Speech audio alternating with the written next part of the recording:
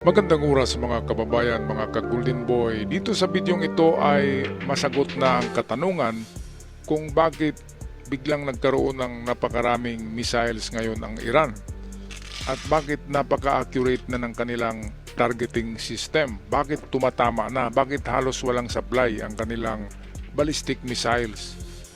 At lalo na itong mga hypersonic long-range missiles ng Iran ngayon ay tumatama na sa mga base militar ng Amerika diyan sa Gulf State.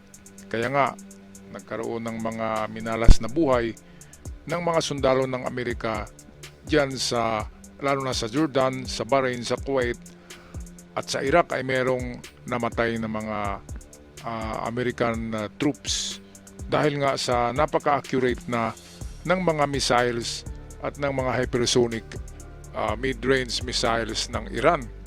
Well, ayon sa American intelligence at saka sa intelligence ng Israel, meron daw tumutulong sa Iran para magiging accurate ang kanilang targeting systems. Sino ba ang tumutulong? Well, atin alamin dito sa balitang ito, courtesy ng isang Indian channel. Ito ang Wayon News Channel. Ito ang video. And Secretary of War Pete Hegseth's assertion that its missile program is functionally destroyed. Tehran retains enough missiles to threaten U.S. forces and their Gulf allies after 5 months of intermittent U.S. and Israeli strikes.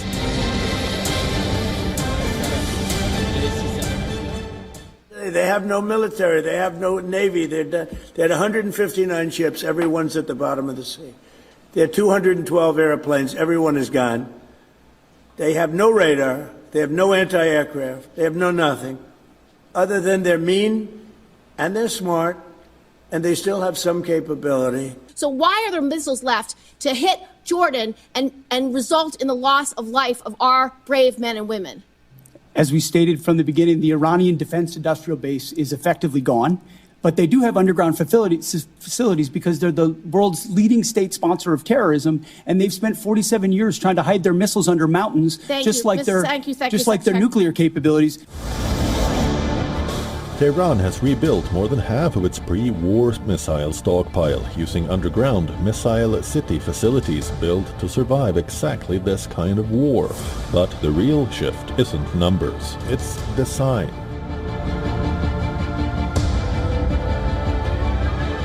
Iranian missiles are now flying faster and maneuvering mid-descent, according to U.S. officials cited by the Wall Street Journal. That single change makes them brutally hard to intercept.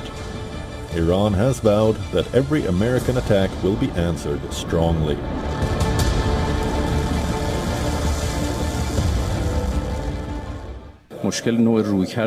The problem is the type of approach of America, and that is their irrational, excessive and domineering approach, which has been met with strong reactions from us. Then comes the question nobody in Washington wants answered publicly. Reuters reports U.S. intelligence is now investigating whether Russia helped Iran hit 2 CIA facilities in the Gulf, a much bigger question. So ito na mga kababayan, mga ka-Golden Boy, dahil nga ang Russia at Amerika ay merong hidwaan noon pa man, matagal na, talagang arch rival ang Russia at Amerika in terms of itong pagiging world supreme sa palakasan ng armas. Kaya dito tumulong daw ang Russia dahil nga sila'y merong mga defense treaty ng Iran, ng Russia at China. Sila yung magkakampi. Kaya noong noong merong ceasefire na halos 1 buwan na ceasefire, yun yung panahon na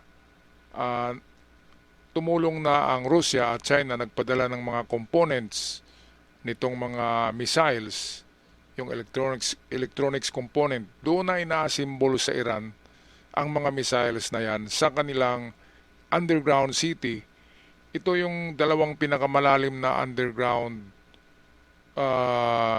city na doon iniimbak itong mga drones at missiles. Ito yung Fordow tsaka yung Pickaxe Mountain. Ngayon yung Pickaxe Mountain ay merong lalim daw yan na 300 meters deep na tunnel. Mas malalim pa sa Fordow. Yung Fordow pinasabog na yun, yung Ispahan pinasabog na yun.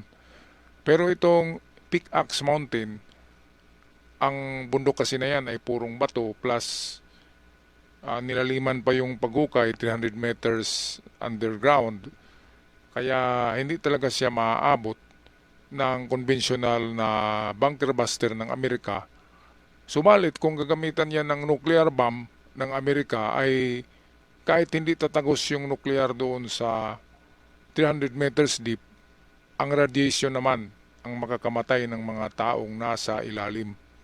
At masisira yung mga missiles o baka magsabugan pa yung mga missiles sa underground city na yan, pati na yung mga nuclear warheads na nariyan na matagal na daw yan nakaimbak. Kaya ito yung mga rason kung bakit di maubos-ubos ang mga missiles ng Iran dahil meron silang mga old stock, old piles ng mga missiles na matagal na, nasa 40 years na daw yan na nakaimbak sa ilalim ng lupa diyan sa Pickaxe Mountain. At pangalawang rason kung bakit di nauubusan ay may mga bagong delivery na itong disassembled parts ng mga missiles at mga drones at mga armas galing ng Russia at China habang merong ceasefire. Di ba 2 beses na nagkaroon ng ceasefire? So ibig sabihin 2 beses din na nagkaroon ng chance ang Iran na makapag-ipon muli ng mga armas. Kaya ngayon nakikita natin na mas accurate na sila dahil nagpapadala ang China at Russia ng mga magmaman o itong operator nitong mga makabagong missiles na hypersonic kung saan napaka-accurate at tumatama na talaga ngayon sa mga target nila sa US bases dyan sa Gulf State. Kung ating balikan yung pagbubomba ng Iran noon sa Israel na ang mga operator ng mga missiles ay purong Iranian, nakikita natin na bara-bara kahit saan naglalanding yung kanilang missiles. Pero ngayon hindi na. Isang missiles, isang tama, napakagaling ng targeting system dahil nga sa tulong ng Russia at Amerika. Alright, balik tayo sa Wayo News Channel. Where did Iran get the information? The satellite images show the damage done to critical American military facilities across the Gulf. If that is true, the war is no longer just Iran versus the US. It is a battlefield where hostile powers may be sharing methods, intelligence, and momentum. There is a reason. Tehran looks emboldened. Iranian commanders have seen American systems tested, strained, and at times beaten. There are also questions. What objectives are being met from the continuous American bombardment? The Hormuz remains shut, there is no regime change, the ceasefire deal is in tatters, and every passing day, the toll for the Americans is rising. That does not mean the shield is gone. It means the shield has cracks, and Iran is driving a missile through them. The toll is savage. The war bill is growing. The destruction is measurable, seen in these satellite images shared by Iran, but the strategic message is even louder. Iran is refusing to kneel. It is learning in real time, and the next strike may be even harder to stop. Well, ang digmaan kasi ngayon sa Iran versus Israel and US ay hindi na yan exclusive para sa US, Israel at Iran. Meron nang sumasawsaw diyan ng mga actors. Yan yung Saudi, Qatar, Bahrain, Kuwait at iba pang mga Gulf State country na nagkaisa na ngayon labanan ng Iran. Katunayan yan ay umatake na kahapon ang Kuwait at Bahrain sa Iran gamit ang eroplano at kanilang mga missiles. Kaya kahit na mayroong maraming missiles ang Iran ngayon at accurate, hindi na siya mananalo dahil tumulong na sa Amerika at Israel sa pagbubomba ngayon ang Bahrain at Kuwait na napupuno na dahil sa palagi lang silang binubomba nitong Iran. Kapag binubomba ang Iran ng US, ang gagantihan ng Iran ay hindi ang US kundi ang Bahrain, Kuwait at iba pang mga maliliit diyan na Gulf State nation, mga kababayan. Kaya napupuno na, di ba? Napupuno na kapag sinisipa mo yung aso, kahit na maamong aso yan, ay kakagat talaga yan ang aso kapag binugbog mo. Ganun din ang mangyayari kapag binubomba yung Gulf State. Babalik talaga, gaganti talaga yan sa Iran.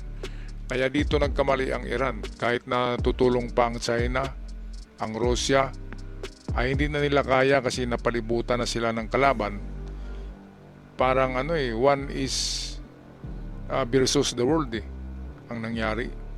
Parang 1 versus 7. Ganun ang nangyayari. Kaya hindi mananalo ang Iran sa giyera na ito kahit napakarami pa nilang missiles. At isa pa, ang Amerika ngayon ay hinanda, in-upgrade na nila yung tinatawag na gravity semi-nuclear bomb. Parang nuclear na daw yun ang lakas. At yun daw ang ipupulbos nila sa bundok na Pickaxe Mountain. So paulanan daw yan ng napakaraming mga missiles na mas matindi pa, mas mabigat pa sa 2,000 pounds, mas matindi pa sa GBU na mga bunker buster ang gagamitin ng Amerika para i-destroy o pulbusin itong bundok na napakatibay. Ito yung bundok na pinagmalaki ng Iran na nariyan ang kanilang nuclear facilities underground. Yan yung Pickaxe Mountain. Alright, so magpaalam na mga kababayan, mga kagulin boy. Maraming salamat sa pag-subscribe. Malaking tulong at sa aking event followers. Ako'y laging sumasaludong sa inyong lahat. Hanggang sa muli. Paalam.